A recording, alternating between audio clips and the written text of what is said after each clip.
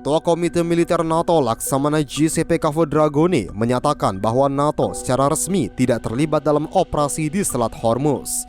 Namun menurutnya, sejumlah negara anggota NATO bersama negara-negara mitra tengah menyiapkan rencana kontingensi apabila situasi di kawasan memerlukan tindakan lebih lanjut. Dragoni menyebut sejumlah negara anggota NATO dan negara mitra telah menempatkan kekuatan militer mereka lebih dekat ke kawasan Teluk Persia sebagai langkah antisipasi jika situasi memanas. Pernyataan itu disampaikan dalam Forum Keamanan Shangri-La Dialog 2026 di Singapura. Dalam kesempatan yang sama, Dragoni menyoroti perang Ukraina yang kini memasuki tahun kelima. Menurutnya, konflik tersebut menjadi ancaman langsung bagi perdamaian dan keamanan global serta telah menelan jutaan korban. Untuk merespon berbagai ancaman keamanan, seluruh 32 negara anggota NATO disebut telah bersepakat meningkatkan anggaran pertahanan hingga 5% dari produk domestik bruto. Angka tersebut terdiri dari 3,5% belanja pertahanan dan 1,5% investasi infrastruktur terkait keamanan.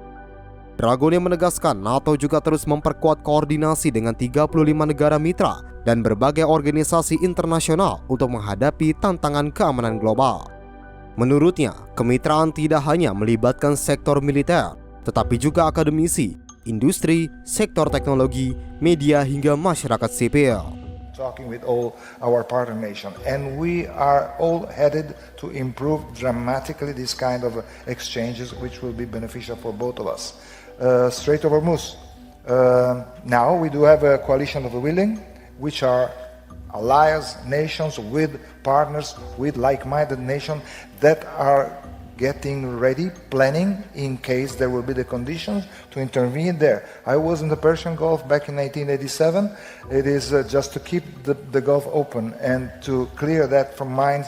It's a big issue, a good architecture, but I mean the coalition of the willing is working on that. NATO directly doesn't have a role right now, but NATO nation, they do have it. So I'm expecting, they are also relocating forces close to the area. So whenever the condition will be met, I think that they will be able to do their business.